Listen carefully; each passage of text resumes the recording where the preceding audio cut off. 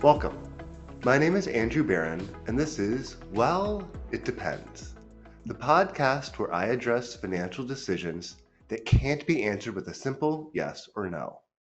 This episode of Well, It Depends will continue our Career Blueprint series, where we discuss some of the goals, challenges, and trade offs that different professions exhibit over a career. Today, we're talking about artists. But before we begin, a short disclaimer. This is being recorded on July 23rd, 2025.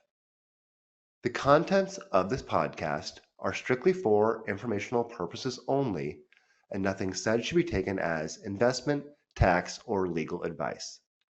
It's important to consult with a professional before making any financial decisions, as the strategies discussed may not be suitable for you specifically.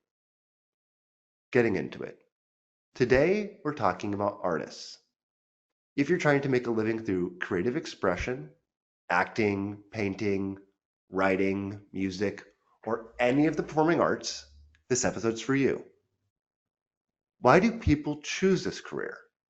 For many, art is more than a job, it's a calling. Artists are often driven by passion, creativity, and the desire to share something meaningful with the world. There's enormous personal fulfillment that can come from it. And yes, at the very top, there's potential for staggering income. A-list actors, Grammy-winning musicians, or globally recognized painters can earn millions. But here's the catch. The vast majority of working artists earn far less. And the path is often uncertain, non-linear, and reliant on luck as much as talent. Unlike many other professions where top earners might make 2 to 5 times more than the average, in the arts, top performers might earn 100 to even 1,000 times more. There is no median anchor at the top, and even within that elite tier, the income can be wildly unpredictable. One year could be a hit, the next a drought. Gigs, even very prestigious ones, can lead to feast or famine. This is also one of the few career blueprints where having a side gig is not only common but often necessary. Many working artists support themselves through teaching, freelancing, gig work, or holding out in a completely different, unrelated day job. Others may realistically have to rely on financial support from family or a higher earning partner, especially early on. That doesn't diminish their work, but it is part of the reality. And unlike other professions, artists don't follow a typical career trajectory. There are rarely structured promotions, annual raises, or any kind of guaranteed benefits. Progress is instead often measured in higher rates, better gigs, wider audiences. But those too can be kept by union contracts, niche demand, or market saturation. For many, the goal is simply to keep working, to stay relevant, and continue making enough to continue creating. That's not failure, that is the job. Let's look at the financial stages. Early career, 20s to early 30s. You may often be doing unpaid or underpaid work and living off of stipends, grants, or quote unquote exposure. Many will require their living expenses to be subsidized through family or higher earning partners. If you went to college to do your work, student loans may be looming large. Health insurance may also be difficult to come by, and you may have to use a patchwork of union plans or the ACA marketplace. Realistically, saving for retirement may not be on the table for you yet. Mid-career, 30s and 40s. Some may be gaining traction through regular gigs, teaching roles, or gallery representation. Income may stabilize or may not. Many are still juggling multiple roles or jobs to support the artistic work. If successful, earnings may jump considerably, but timing and consistency are hard to predict. Side gigs often made essential for cash flow. Late career, 50s and beyond. Top tier artists may finally see substantial consistent income. Others may burn out or pivot into adjacent roles in education, administration, or commercial work. Since you're unlikely to have pensions or other retirement benefits, financial planning is highly individualized.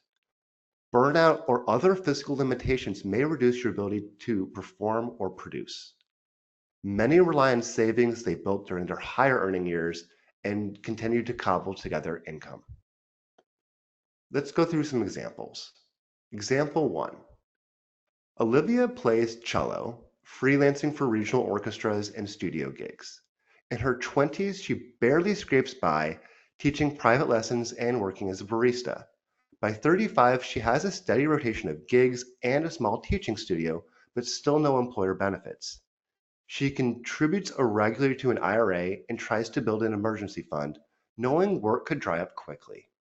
The lesson here is even steady gig work needs flexible and cautious financial strategy. Example 2. Reggie books a major role in a hit series at 38, earning six figures for several seasons. He pays off his debt, starts saving aggressively, and does upgrade his lifestyle a bit. But the show is suddenly canceled and he goes 2 years without another big break. He drains his emergency fund and relies on coaching other actors to get by. The lesson here is while big gigs can help, without proper planning, even major success can be temporary. Example 3. Priya sells work locally while teaching high school art. She lives below her means and funnels income from summer art fairs into an IRA. She gets health insurance through her school job and uses her free time to grow her online following.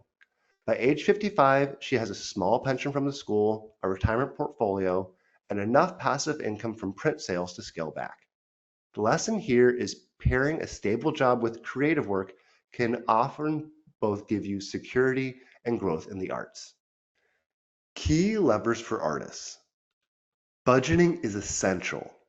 Income is more often than not unpredictable, and therefore it's very important to build a strong emergency fund to weather the dry spells. Saving small amounts for retirement early on, when possible, will go a long way to establishing a successful retirement. Health insurance may be difficult to obtain and may require you to have a patchwork of carriers across years. If you do become famous, don't let a big check override long-term planning. To recap, so how should an artist save? Well, it depends. It depends on how consistent your income is, what other support structures you have, and whether you're treating your art like a business or a calling. Art is beautiful, but art careers can be brutal. While the highs can be very high, many live through an ever-changing feast or famine.